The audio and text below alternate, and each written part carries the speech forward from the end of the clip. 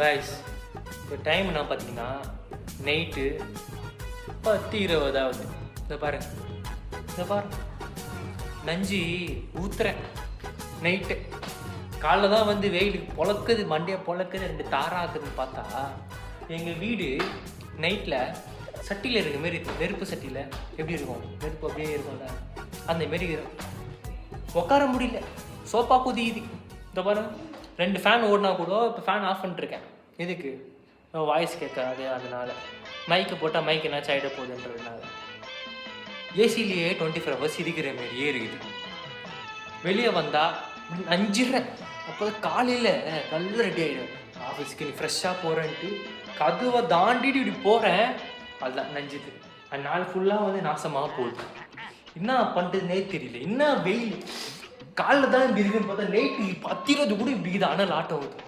Current bill பார்த்தா degree மாரி வருது. என்ன பண்ணுறதுனே தெரில. நான் சிஎம் சார் வந்து மனு கொடுக்கலான்னுக்கிறேன், அந்த வெயிலில் போக்கிறதுக்கு தமிழ்நாடு ஃபுல்லாக வந்து சீட்டு போடலான்னு சொல்கிறதுக்கு. என்ன பண்ணுறது?